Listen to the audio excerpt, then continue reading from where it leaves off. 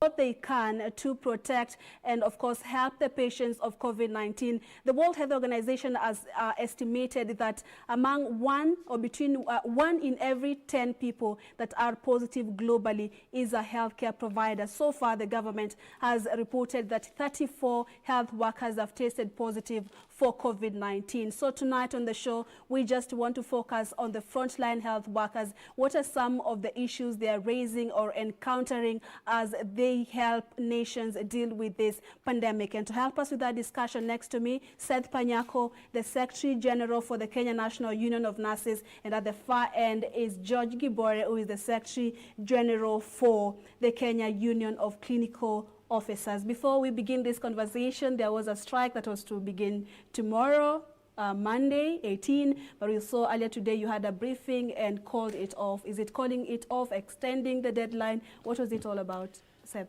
Yeah, the right word is that we suspended, or rather we extended the deadline for the strike, and we added 21 days to the government because the main problem I've had with the government is that they have not been engaging us. But on Friday, we had a very productive meeting with the representative of the Ministry of Health, where we discussed our issues. Among those issues discussed are those that are not even in the strike notice, issues that are historical in nature, that other health workers feel like the Ministry of Health has really been not taking serious about their issues. They have been only taking care of one cadre within 18 cadres in the Ministry of Health. So we discussed all those issues, and we looked at the fact that the new director of health, director of human resource in the Ministry of Health is barely 2 weeks in the office. And the work that he showed us he has done within a period of 2 weeks was a commendable job. He already has gone through and has a list of all health workers who are supposed to be promoted in Nairobi, in national government, and he promised us before the end of this week on Friday, all those health workers will be promoted, and they will not be looking, it is something like an affirmative action. They will not be looking at when are you promoted. Everybody is going to get promotion. That's the way they did for the doctors. Again, on Friday, we received a letter from the Ministry of Labor and Social Protection, where the CS was saying that, and inviting us for a meeting tomorrow at 10 a.m., together with the CS for Health and Chair, Council of Governors, Honorable Wycliffe Ambeth of Paranya. And those steps, according to us, were the right steps taken by the government, even if it came late in the day. What we are looking for is any avenue, any opening that the government is going to engage us, is going to take our issue seriously, and we were going to embrace that, because when you look at the situation in the country today, we are faced with a lot of calamities. Right. We have floods that have killed about more than 200 people. In fact, if we were to talk about national emergency, it's not about COVID-19, it's about floods, because we have lost 200 people. COVID, I think we are talking of 30 or how many people? Then we have the issue of locusts, which are destroying food in the northern part of the country. And then we have, of course, we can see on the TV, there's also political problems in the ruling party. So we want to appreciate that the government has taken some steps which we think are available. 21 days is not a long time. If they don't act, we will come, and will come forcefully. All right.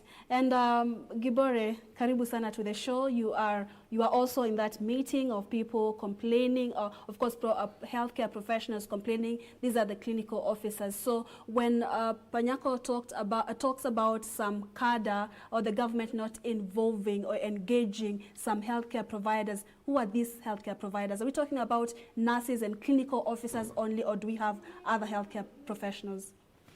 Thank you, Purity, for having me. I need to say that, as my brother has stated, we have given more time to the government to address our issues. And of course, one thing that is quite eminent is that the government has not disowned any of the issues we have raised. Indeed, I want to say, like what you have said currently, the government said only 35 have been infected. As a union, we have a responsibility to protect our members. We have been following it up. We have our data that now demonstrate of around 43 healthcare workers, which the government has still not updated. I think these issues are across the world. That like here in Kenya, we tend to forget about the healthcare workers, even during this time where every resources is supposed to be geared toward the healthcare workers. And I want to say that from here, we are, yes, representing two cadres, I think the nurses and the clinical officers. We have the medical laboratories, we have the pharmaceutical technologists, We have the nutritionist. We also have many others like the public health officers. We have including the cleaners and even the mortuary attendants who are never even spoken or rather even mentioned anywhere because by virtue of the work they do, including the hospital administration, because the environment we work under is the same and the facility we work are the same.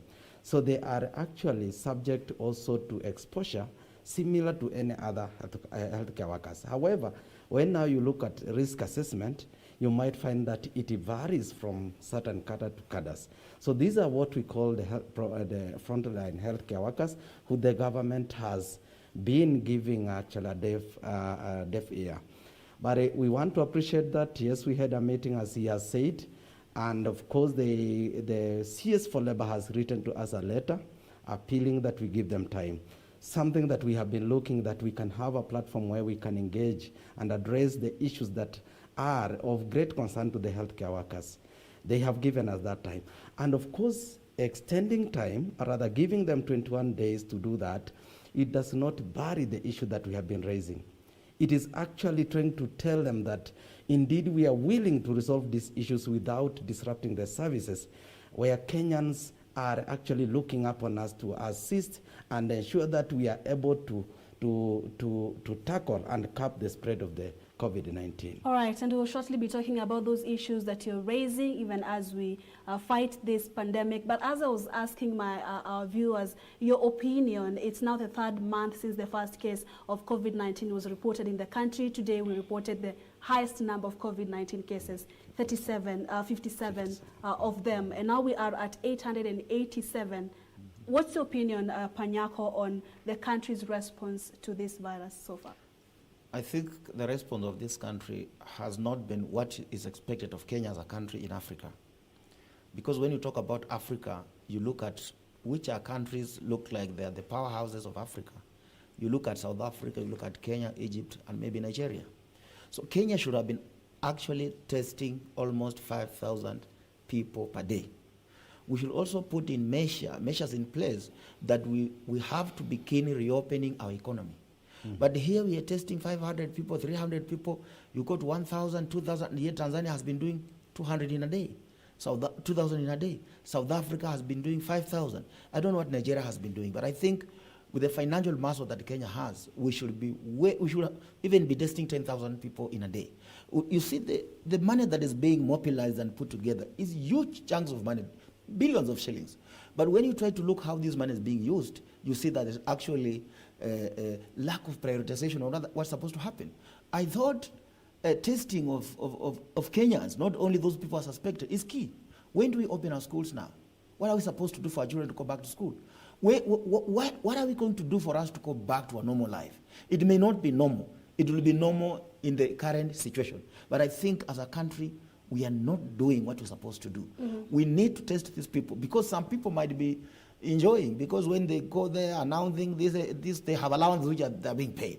I've been told they're getting a lot of allowance per day in Africa. So they are not keen on taking steps that are going to ensure that we go back to a way of doing things, not normally, but at least we reopen our country. Right. We have children going back to school, universities opening, colleges. We can even start by saying that let us have every school-going child tested.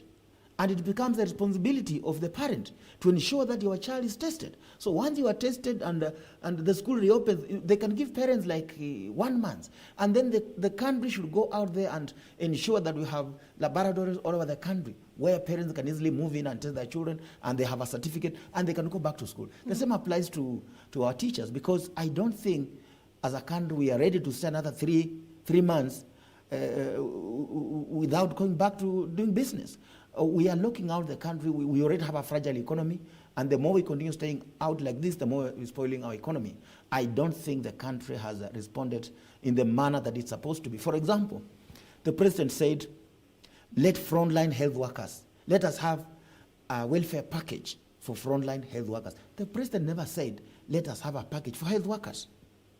The president knew what he meant when he said frontline health workers. The first step that should have happened is to bring stakeholders together and agree who are these frontline health workers. then we can say, okay, the president has said frontline health workers, but we cannot leave other health workers out.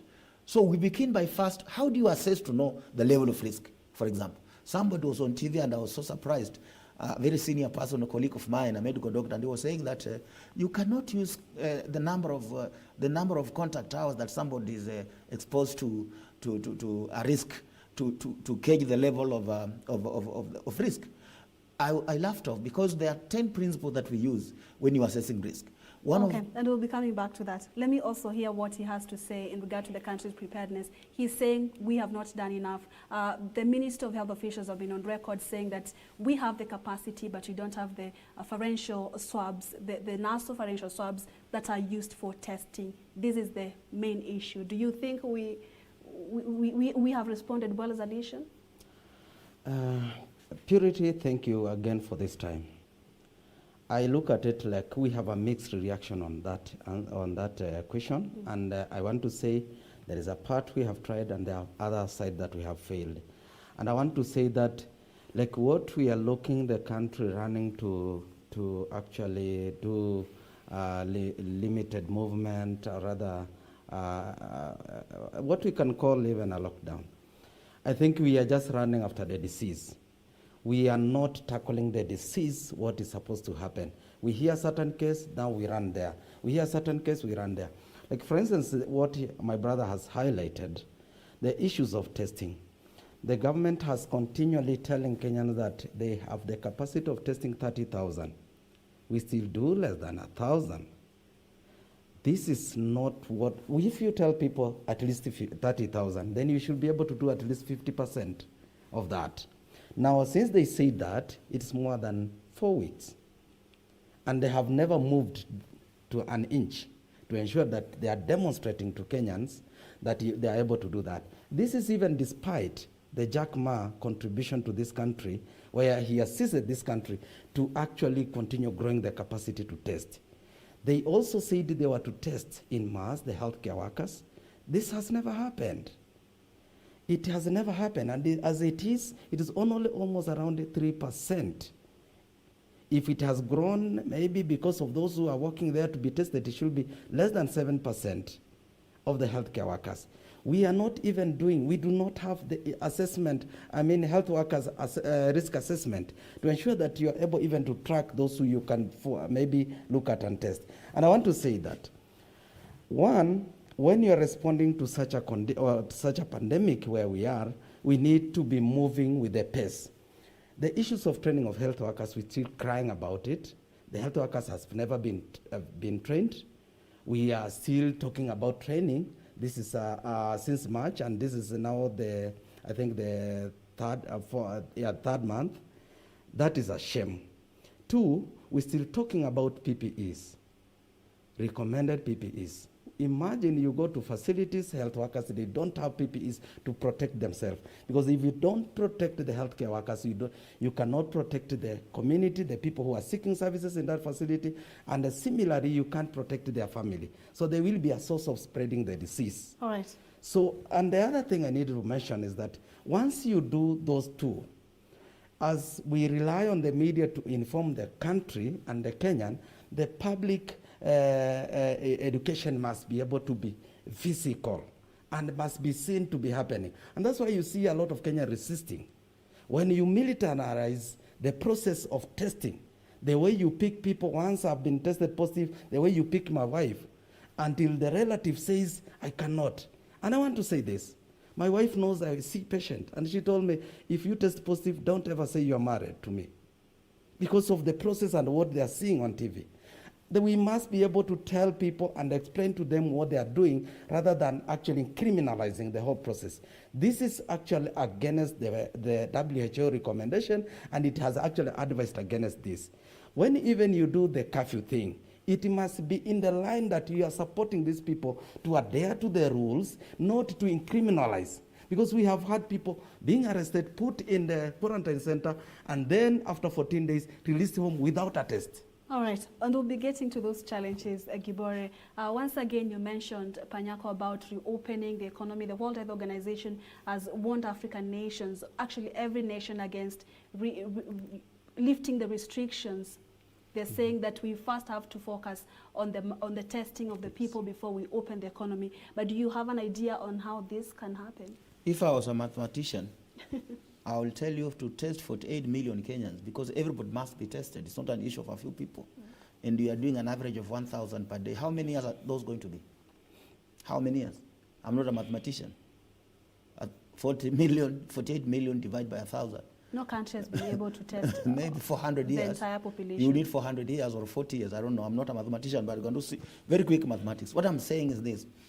At the rate at which you're moving in terms of testing, because when you test is when you protect the people who's infected and those who are around him, around that person. But if we look at the World Health Organization saying that people should not open up their economies, they're not being sincere. Because Africa is, most of us are still underdeveloping countries. We are not even developing countries. So we will kill our economy. This disease is going to be endemic, you see. When it becomes endemic, it's not going to go away. It will be like malaria. So what we need is to quickly move forward, do research, Kemri wake up and do your work, find a way that we can reopen back our country and protect those who are not infected from being infected. And you can only do this if you spear up the issue of testing. Let people be tested. Let it be like something, when you are walking around, you can see it's being tested here and you go and you are tested. Then the testing itself has a problem. The way you saw those people in Old Town in Mombasa complaining, you're getting people there, and I also blame the media to some extent. You will see that thing is being put in someone's nose, the mouth, and pharyngeal. You can see how the patient's reacting. You think the others will come. I think the testing, those who are responsible, the laparary people, you must make sure there is privacy to the person you are testing. Don't expose them, because you are making other people fear. Even myself, I'm fearing. If I get this thing, you mean these people are going to do this. I'm a health worker, but I don't like the way it's being done. Let it be some level of privacy so that we encourage other people to do it. But the more you continue doing it and showing it on TV, the more you're chasing away people, because it looks very horrible. It looks very not humanly. But this country, I think, we must take bold steps. Bold steps. Our economy has gone down. Look around. Businesses are closed. No one is doing anything. For how long is it going to continue like this? How many people are going to be out there in the field dependent if we close this economy for another 6 months from today? We are going to have 93% of Kenyans dependent. Who will feed them? We must bite the bullet. Kenyans must understand and accept that it is not business as usual, but we must go back to business. We go back to business, but not as usual. We must, for example, if in my office maybe I have 15 employees, we can agree, let us work 7 days a week. And then we have maybe the first lot will work the first 3 days of the week, and the 4 days, and the other one will do 3 weeks. Or let us lengthen the period of working, maybe so that you want to have the work so that you don't have a lot of crowding in the office. You say, okay, we are 16, we cut you 8, because like in my office, there are others working in the field. But those who are in the office, you cut into half. We can start coming to work from 6 in the morning. By 11 or 12, I've released the first batch, comes in at 12, and by 6 you're going back home. We cannot continue. Kwanza, these things of closing, look, pubs have closed everywhere in this country. How many people work in those pubs? How many people? How many? The proprietors of those pubs, how are they feeling? All of them, everywhere is closed at night, and yet we are saying all is fine. We must open our country, and we must open it with care. Mm-hmm. We must say, for you, like the way they are doing with the hotels, open, you must have a certificate, this distance of the tables, so on and so on. It must boil back to a responsibility of the people. Like I like the long distance truck drivers in Mombasa. Where I saw them taking responsibility, and they were saying, yes, we accept to be tested. But what about those people, who are carrying us? What about Makanga of the Matatus? What about the drivers? So they were saying, yes, we want to be tested, but let everyone be tested. I think we must move with speed and ensure that we test a substantive number of Kenyans that can easily tell us, if this is what we have tested, what is most likely those who are still at home, who have not been tested and are infected. I am not supporting the issue of continuing to close this country. Okay, and we want to really come back and talk about the frontline health workers because that's what our discussion is. But Kibore, I want to give you an opportunity to tell us whether you agree with what Panyako is saying, because the head of state, even nations are afraid of opening the economy because there's not much that is known about this virus. We don't even have a vaccine. And the reason or the explanation the ministry is giving, or the National Response Emergency Committee, on why we have to ban any meetings that involve large gatherings, is because we are trying to maintain this social distancing. And now, yesterday, we had an extension of the cessation of movement in at least 5 counties for another 21 days, and also the dusk to dawn curfew. Businesses are closed. What's your opinion? Thank you very much, Purity. I need to reiterate on the issues of opening up the country, and I think it is in record that we, as more specifically the Kenya Union of Clinical Officers, we called for actually cessation of movement immediately when the president brought the curfew issue. We said people should not be able to move because you do a curfew at night, daytime people are moving across. So we said this one should not have happened immediately because it should have actually stopped the movement of people who are moving around and spreading the disease. Because you can't tell people you don't move at night, then they move at daytime. And I need to say that we as a country, we chose actually to go by the advice of the WHO. And it should not be selective. The WHO has been on board, and I want to believe they have been seeing the country representative WHO, Dr. Rodiega, has been there persistently informing the country on what to take and where to go. So I want to believe that we still have to trust them. On the issues of economy and where we are, indeed, we are in an extraordinary time. Things cannot be the same, both economically and also our health. So for me, I still need to feel that we don't have to rush to be there because we know what will happen. If we have a majority of the Kenyan infected, we know what will happen to this country, and we are vulnerable. So because we are vulnerable, the strict measure we can be able to take is what will be able to guide our tomorrow, is what will be able to guide when do we open up our country. And yes, we will be able to struggle, and as you have seen, many people are not able to cope with it because they're lacking even something to eat. But I think that we need to deliberately focus on this because you can see this is a country governed by a politician. They already shifted from the issues of the coronavirus. They are doing business which matters to them. And that is where we fail because the resources will be redirected to somewhere else. And I want to say the health sector has been forgotten for so long. The president has given the big 4 agenda, where health is one of it. I think this is the time he will have actually maximized to ensure that the health sector is dealt with for once and for all. Then he forget and now move to the other 3. If we did this during this time, including we saw 40 billion, including the other money that they are actually also borrowing, if they are directed to the health sector as they intend to, because I have seen their budget, there is actually around less than 30% directly to the health, and the other money is actually redirected to other places. So we want to say that let the president reconsider his position. If he wants a legacy, he has been given a priority, I think a chance to ensure that he actually prioritizes the issues of health and ensure that he's moving this country to the right direction. Don't move to the politics. All right. Thank you. So let's now talk about the healthcare workers. They are the front line right now in the fight against COVID-19, and I saw, if I'm not wrong, in part of your demands you wanted a double allowance on the transport. Probably you can tell us what has changed since this pandemic. The truth is for the healthcare providers in terms of the job satisfaction. Yes. The truth is that we have not seen much that has changed. We still have health workers who have not earned every salary as we're talking now. So we cannot talk of even being able to have personal protective equipment right at the lower levels of healthcare systems when some of the workers have not earned salary.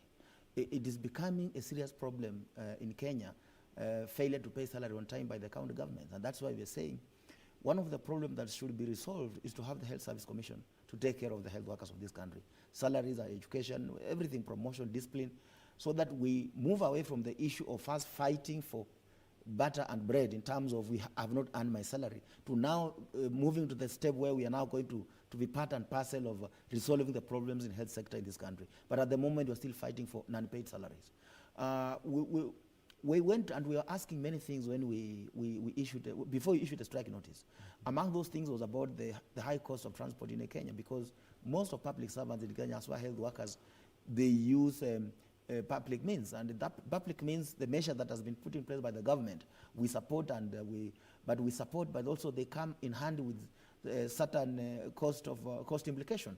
Now, when you have to use 2 seats and you are 1 passenger, definitely common sense tells you the owner of the matatu will have to double the price, because if you don't do that, you will not be able to run that matatu. So that has not been done. We were asking that all health workers should have been tested right from when we realized that this disease has now come in Kenya. It has now become a community infection. But we were told it was going to begin and has begun. Personal protective equipment has been a very serious issue in this country. We have been told a lot of money has been mobilized, a lot of resources, but we are not seeing them on the ground. Where are they going? You go to a health worker and you are told that you are supplied with a mask when you are going to duty at 5 in the evening, and you are supposed to stay with one mask up to the following day around 8:30. That keeps you about 18 hours, 16 hours when a health worker is supposed to stay with one mask, while the required standard is not more than 5 hours. Mm-hmm. So we have those problems, and we have another problem in the biggest referral hospital in Kenya, Kenyatta National Hospital. In the medical ward, we have patients who are discovered to have COVID-19 when they had already been admitted. One of them died. What they did was to send doctors to isolation, but the nurses and the other health workers, support staff were left. They have now brought other doctors to come and take care of these patients that the doctors have been put in quarantine. What will happen about these patients again? These doctors have been brought. So we want a hospital like Kenyatta National Hospital to lead by example. When there is something like that, treat all health workers as if they are equal people. Is it true that they are thinking that nurses are supposed to die? Clinical officers, sweepers are supposed to die, and you only take care of one person. This kind of injustice streams right from Afya House down to the health facilities. You can see the discrimination in Kenyatta. My officials are calling me day and night. Today I've received an official who's telling me he's working in an ICU, but he has come on duty. He has found that he has been allocated in an ICU that is specifically identified to manage COVID-19 patient. This is a person who has not been trained. He doesn't know how to go and take care of himself. And that's why we are saying that frontline health workers, to me, meant those health workers who are directly involved in managing these patients.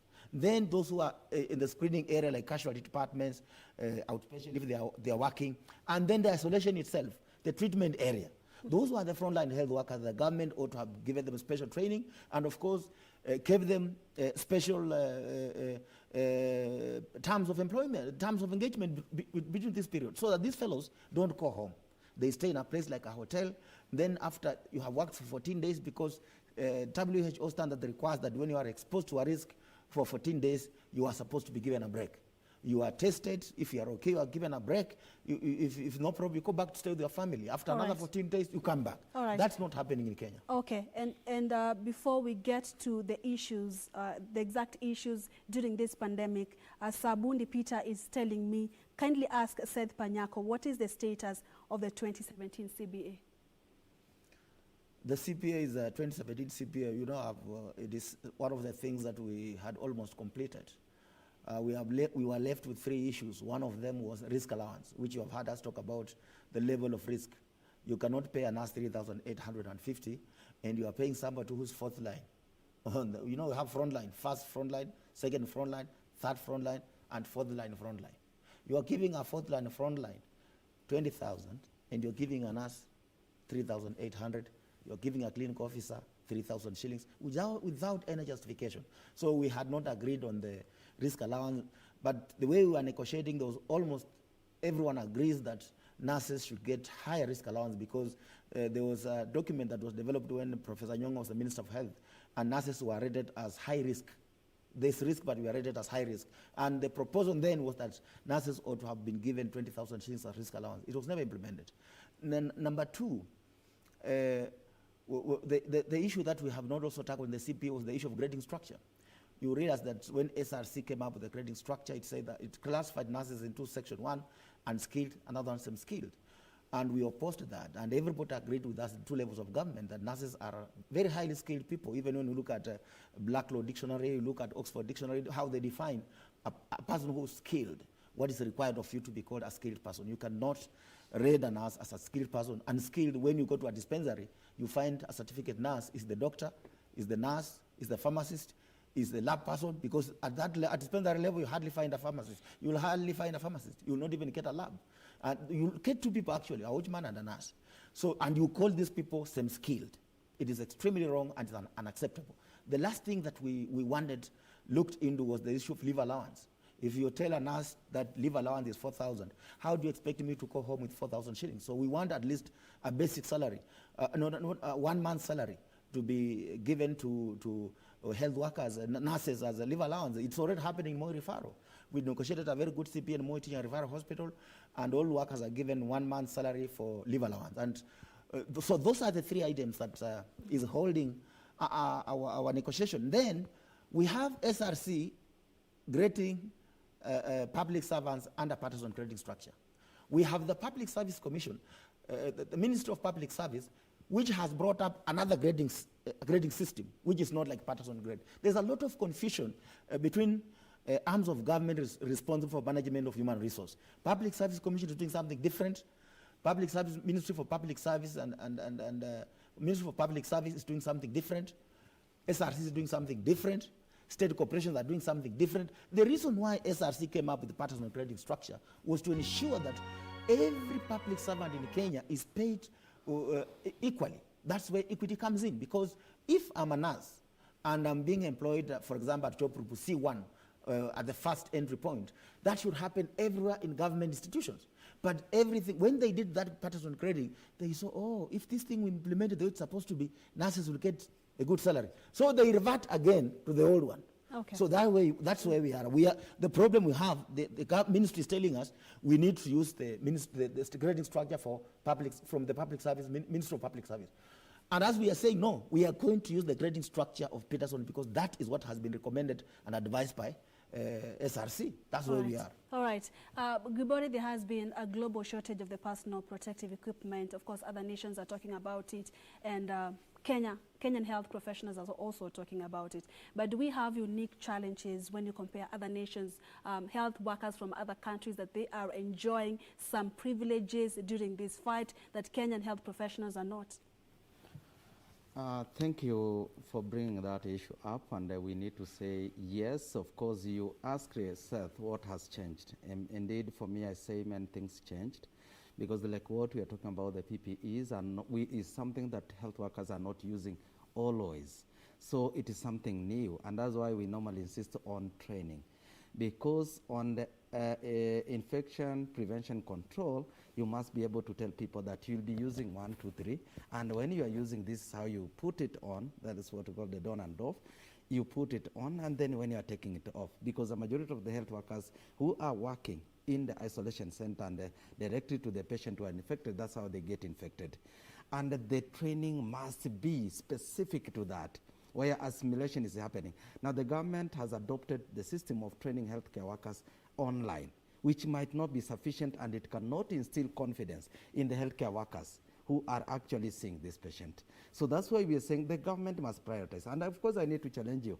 Look at their budget that they presented even to Parliament. It did not have even as an allocation for the training of healthcare workers. When you ask, the Ministry of Health have been saying it want to manage the COVID-19 centrally. When you ask about training, a majority of the healthcare workers are under the counties. They tell you, you are under the counties. But they want you still to do the same services. They want you to do the same services with the little, or rather with the same people who are a few who are working with the national government. So that's where we divert, and we want to say that that must be done rightly. On the issues of the PPEs, the government has already said and actually enrolled a number of companies that are actually geared toward assisting to grow the capacity to supply the PPEs, which they promise within 2 to 3 weeks, everyone will be, and everywhere there will be enough, which has not happened. And that is what agitated the healthcare workers, because that is the priority. If you cannot prioritize the healthcare workers, we continue announcing on the numbers and those who have been recovered. and you forget about the healthcare workers, then you forget the fundamental resources to fight this pandemic. That must happen. And we are saying, when you talk about that, the healthcare workers are not enough. They are very few. We are talking about, if we had enough, we'll be working in shift, what we call cohort, when you are managing the pandemic. You don't have everyone working the same time. So that if one of them tests positive, then the people who are along that cohort, then they will be taken for quarantine, and the services will continue to be running with the other group. This has not happened in our country, and the government has not adopted a structure on how to ensure that they are rolling this one out. And when I talk about this, it is painful because, one, when you saw what happened in Ngara, when one of our officers tested positive, the facility had to close down. What are you telling the community? That this is a facility spreading the COVID-19? And the people now shy away from coming to the hospital? That is a bad management, and they need to change. And when we talk about there are few, is that the government also resolved to employ more healthcare workers. They said within 1 week. We are more than actually 6 weeks. They have not employed these healthcare workers. Where did the urgency change? Where did the importance of having these people working change? Then we have people seated there, and indeed I need to mention that the ministry, during this COVID-19, they came up with a task force on a HR committee on COVID-19. They were to assist, ensure that the ministry were able to run along smoothly without any hitches. That has not happened, and those people still continue drawing some actually package to themselves, what we can call maybe allowances. All right. And let me finish about that issue, because they are employing these healthcare workers, also paying them minimal, without a clear structure, because we're saying all the healthcare workers, they have a scheme of service which inform the entry point and how you grow according to the services you offer as years come. But they give you very low, including what they call the interns, forcing people to redo their interns despite they have gone through the interns. So they force them to pay them 15,000. They use them to offer the same services as those who are on PNP. So they have actually come up with what we call irregular contract against the provision of the Employment Act, Section 5.5, which provided that actually if you have to get someone on employment on a contract, you must be able to levelize, or rather pay them the same, because they are offering the services in the same environment the same way, and they have the same qualification. Right. So the government has actually muted that, which we feel that it is something that they need to address, and address it as a matter of urgency. All right. So Seth, do you have more challenges to highlight? Because I want to ask you on how best should the frontline health workers be protected in the country? Purity, you know, what my brother has said, I want to pick up. You asked what other people are doing outside that Kenya is not doing. Number one, Kenya is the only country in the world that will hire a nurse with a diploma and pay 20,000, and hire another nurse with a diploma and pay above 75,000. They are doing the same job, working in the same hospital, delivering the same services. I have seen Joho. Joho is making fun of health sector. I've seen him advertising to employ diploma nurses and clinic officers, 10,000 shillings. That does not happen anywhere in the world. If there's an insult to healthcare system, it is coming out after this devolution. Health workers are being employed and put on dubious conditions. The government is not serious. Look at a country like Ethiopia.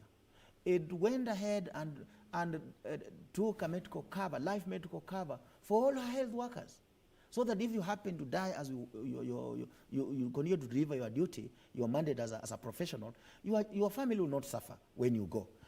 Somebody will tell you, oh, you have Work Injury Benefit Act, but that's not enough. When you look at 24 counties, which the ministry was saying they have given them comprehensive NHIF cover, that's a joke, because the NHIF cover, they deducted money from our payslip when I was still working. They took 4,000 shillings from my payslip, and they said they're going to have what they call civil servants comprehensive medical scheme. They took it away. When you look at the US, it gave $2,000 per month to her frontline health workers. The other nurses are being given 1,000 shillings. You see, when you look at those countries, look at Ghana. Ghana gave a tax haven for all high health workers. Health workers are not paying taxes in Ghana. They have also increased their salary, basic salary, by double. This is a country where you see people are reasoning. But here in this country, when the president says go and make COVID-19 package welfare for frontline health workers, and some doctors sit in Afia House and they say doctors 20,000, the rest 15 and 10,000 shillings without any justification. And that is what has been happening. So what we are saying is that health sector in Kenya, the government of Kenya does not appreciate health workers. I see them saying on TV, we appreciate you. How do you appreciate me when you are paying me 15,000 shillings? They say SRC. I think there is something called SRC in this country that if I had powers, I'll demolish that thing. When we ask for salary, it tells us it will bring inequality, disparity in employment. We want equality. Where is SRC to talk about the plight of these health workers who have been hired for 10,000 shillings? And SRC, those fellows who are there, those commissioners, they know how to read and write. They read newspapers every day. They are seeing this advertisement. Why are they not advising those county governments not to hire health workers in this kind of terms? Let me tell you, for nurses, I can tell them the future is here. We are very soon, the next 5 to 10 years, there will be no nurse to play around here. We are putting mechanisms in place to ensure that our nurses are properly prepared to work anywhere in the world once they complete their school. So that when they finish, we take them to South Africa, we take them to USA, Europe, Australia. That's not the best. And there will be no nurse to be played around in this country. I'm telling you, I'm already speaking with the nurses in Europe. We had a Skype yesterday. And what we are saying is that we want to use a foundation that has been formed by our union to champion the interests of nurses and also our fellows who are outside there. They are bringing money and giving to their relatives. Their relatives are eating. So we want to start investing for them. We take you out. When you bring money, we invest for you. Very soon, there will be no nurse to be employed for 10,000 shillings in this country. Right. But on this one, I don't agree with you. Okay. We are winding up. Time is not on our side. Yes. Gibori, shortly, how best should the frontline health workers be protected? Thank you. Maybe before I respond on that, let me respond on one very grievous issue that we highlighted on our strike notice. Is about lack of promotion for healthcare workers, where we find that there are people who are employed for more than 15 years. Highlight the issues on your strike notice quickly. 15 years, they have never been promoted. Still, you continue seeing that person every morning coming to work and going away. And there are people who have been employed, they come, and of course, you find that they are being promoted and leaving you the same place. And I want to highlight a number of these counties, including Mandera, where a person is employed today, the next day they are very high job group because they are native, and the people from the lower side are never promoted. And it is happening across the country, and a majority of the healthcare workers are feeling so much disadvantaged. There are people who you are employed in 2013. When you go to Lamu, the same people have been promoted to job group L, but those who are in Nairobi are still doing their job group H, the entry job group. And that is why the healthcare workers are feeling so much agitated, unsupported, and unappreciated. If this one is not going to happen all the time, and of course we have seen since the devolution that the healthcare workers have been agitating for a number of these issues, but it's not changing. But I want to say that that strength has not gone away. We will still push that right thing must be done. And of course we have clear guideline on this by the Public Service Commission HR manual, which guide all the counties and all the employers on what they are supposed to be doing. Now, how do you protect the healthcare workers? We have less than a minute. Yes. How do you protect them?